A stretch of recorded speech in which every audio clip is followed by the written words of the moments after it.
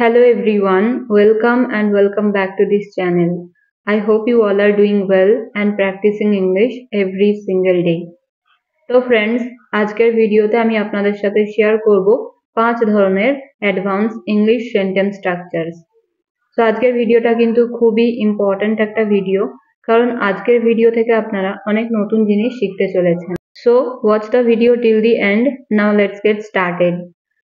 তো ফ্রেন্ডস, আমরা কখনো কখনো আমাদের ডেইলি লাইফে এই ধরনের বাক্যগুলো ব্যবহার করে থাকি, যেমন সে সুন্দর বাগান দেখে মুগ্ধ হয়েছিল, আমি রঙিন ফুল দেখে মুগ্ধ হয়েছিলাম, সে তার হাসিতে মুগ্ধ হয়েছিল, বাচ্চারা জাদুকরের খেলায় মুগ্ধ হয়েছিল। সো এই ধরনের বাক্যগুলো কিন্তু আমরা অনেক সময় আমাদের ডেইলি লাইফে ব্যবহার করে থাকি। তো এই প্রতিটা বাক্যে কমন জিনিসটা হলো কেউ কোনো কিছু দেখে মুগ্ধ হলো বা কোনো কারণে মুগ্ধ হয়েছিল। তো এই টাইপের বাক্যগুলোতে এই যে মুগ্ধ হয়েছিল এই কথাটা যদি আমরা ইংলিশে বলতে যাই, তাহলে আমাদের সেন্টেন্সে বলতে হবে enchanted by.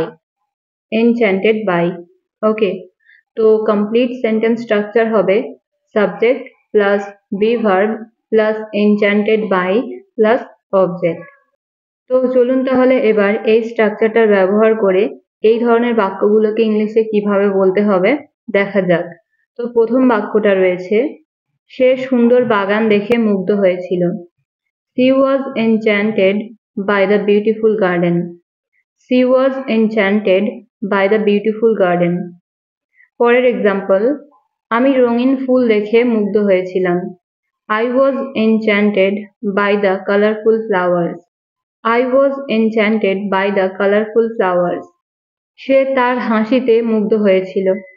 He felt enchanted by her smile. He felt enchanted by her smile. বাচ্চারা জাদুকরের খেলায় মুগ্ধ হয়েছিল। The children were enchanted by the magician's tricks. তো ফ্রেন্ডস, আশা করছি আপনারা এই সেন্টেন্স স্ট্রাকচারটা খুব ভালোভাবে বুঝতে পারলেন। তো এবার এই স্ট্রাকচারটা থেকে আপনাদের প্র্যাকটিসের জন্য একটা সেন্টেন্স, যেমন আমি পাহাড়ের দৃশ্য দেখে মুগ্ধ হয়েছিলাম। আমি পাহাড়ের দৃশ্য দেখে মুগ্ধ হয়েছিলাম। এই বাক্যটা আপনারা কিভাবে ইংলিশে বলবেন সেটা কমেন্টে লিখে জানান। তো এটা ছিল প্রথম সেন্টেন্স স্ট্রাকচার। এবার আমরা দেখব পরের সেন্টেন্স স্ট্রাকচার। তো ফার্স্টে আমরা বাক্যগুলো দেখব। বাক্যগুলো হলো, আমার নিজের মানসিক শান্তির জন্য আমার কিছু বিশ্রাম দরকার। তার নিজের মানসিক শান্তির জন্য সে সমস্যাটি নিয়ে ভাবা বন্ধ করলো। আমাদের মানসিক শান্তির জন্য একটু ছুটি দরকার। তার মানসিক শান্তির জন্য সে বাগানে হাঁটতে গেল। তো ফ্রেন্ডস, এই প্রতিটা বাক্যে যে জিনিসটা কমন রয়েছে সেটা হলো নিজের মানসিক শান্তির জন্য, রাইট? কেউ কোনো কাজ করছে নিজের মানসিক শান্তির জন্য। তো এই যে নিজের মানসিক শান্তি, এই কথাটা যদি আমরা সেন্টেন্সে ইংলিশে বলি, তাহলে আমাদের ইংলিশে বলতে হবে for own sanity. For own sanity. Okay, তো কমপ্লিট সেন্টেন্স স্ট্রাকচার হবে for plus subject plus own sanity plus complete sentence. তো চলুন এবার তাহলে এই স্ট্রাকচারটার ব্যবহার করে এই বাক্যগুলোকে ইংলিশে দেখা যাক। তো ফার্স্ট এক্সাম্পল হলো, আমার নিজের মানসিক শান্তির জন্য আমার কিছু বিশ্রাম দরকার। For my own sanity I need some rest. For my own sanity I need some rest. তার নিজের মানসিক শান্তির জন্য সে সমস্যাটি নিয়ে ভাবা বন্ধ করলো। For her own sanity she stopped thinking about the problem. For her own sanity she stopped thinking about the problem. এবার পরের এক্সাম্পল হলো, আমাদের মানসিক শান্তির জন্য একটা ছুটি দরকার। For our own sanity we need a holiday. তার মানসিক শান্তির জন্য সে বাগানে হাঁটতে গেল। For her own sanity she took a walk in the garden. For her own sanity she took a walk in the garden. তো আশা করছি আপনারা এই স্ট্রাকচারটাও খুব ভালোভাবে বুঝতে পারলেন। এবার তাহলে এই সেন্টেন্স স্ট্রাকচারটা দিয়ে আপনাদের একটা বাক্যের ইংরেজি কমেন্টে লিখে জানাতে হবে। তো বাক্যটা হলো, আমার মানসিক শান্তির জন্য আমি নেগেটিভ মানুষদের এড়িয়ে চলি। আমার মানসিক শান্তির জন্য আমি নেগেটিভ মানুষদের এড়িয়ে চলি। তো এই বাক্যটা আপনারা ইংলিশে কিভাবে বলবেন, let me no in the comments. So এবার আমরা দেখব পরের সেন্টেন্স স্ট্রাকচার, অর্থাৎ 3 নম্বর সেন্টেন্স স্ট্রাকচার। তো ফ্রেন্ডস, কখনো কখনো আবার আমরা আমাদের ডেইলি লাইফে এই টাইপের বাক্যগুলোকে ব্যবহার করে থাকি। যেমন, আমি একটু ক্লান্ত ছিলাম, এছাড়া সব ঠিকঠাক ছিল। ভ্রমণটা লম্বা ছিল, এছাড়া আমরা খুব উপভোগ করেছি। সে ইংরেজিতে ভালো, এছাড়াও সে ফরাসিও জানে। তার কিছু সমস্যা আছে, এছাড়া সে খুশি।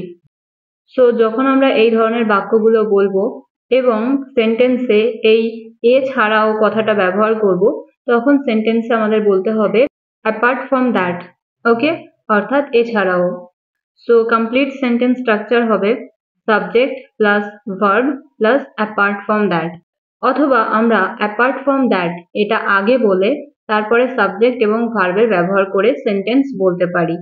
তো চলুন তাহলে এবার এই বাক্যগুলোকে ইংলিশে কিভাবে বলতে হবে দেখা যাক। তো প্রথম বাক্যটা রয়েছে, আমি একটু ক্লান্ত ছিলাম, এছাড়া সব ঠিকঠাক ছিল। I was a little tired.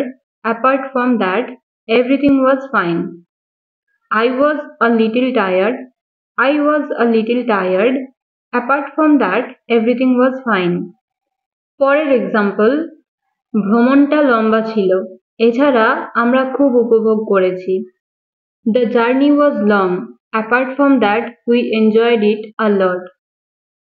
The journey was long. Apart from that, we enjoyed it a lot. পরের এক্সাম্পল, সে ইংরেজিতে ভালো, এছাড়াও সে ফরাসিও জানে। He is good at English. He is good at English. Apart from that, he knows French too. He is good at English. Apart from that, he knows French too. পরের example, তার কিছু সমস্যা আছে, এছাড়াও সে খুশি। She has some problems. Apart from that, she is happy. She has some problems. Apart from that, she is happy. তো friends, আশা করছি আপনারা বুঝতে পারলেন যে অ্যাপার্ট ফ্রম দ্যাট এই ফ্রেজটা সেন্টেন্সে আপনারা কিভাবে ব্যবহার করবেন। তো এবার তাহলে দেখা যাক পরের সেন্টেন্স স্ট্রাকচার। চলো ধাপে ধাপে করি। ধাপে ধাপে তোমার ইংরেজি উন্নত হবে। আমাদের ধাপে ধাপে কাজ করা উচিত। আমি ধাপে ধাপে কোডিং শিখছি। এই প্রতিটা বাক্যে কমন জিনিসটা আপনারা অলরেডি বুঝতেই পারছেন, সেটা হলো ধাপে ধাপে। তো যখন কোনো কাজ আমরা ধাপে ধাপে করি বা বলা যায় ধীরে ধীরে বা আস্তে আস্তে, তো এরকম কথা যদি আমরা সেন্টেন্সে বলি তাহলে আমাদের ইংলিশে ব্যবহার করতে হবে one step at a time. One step at a time. এই ফ্রেজটার বাংলা অর্থ হলো আস্তে আস্তে অথবা ধাপে ধাপে।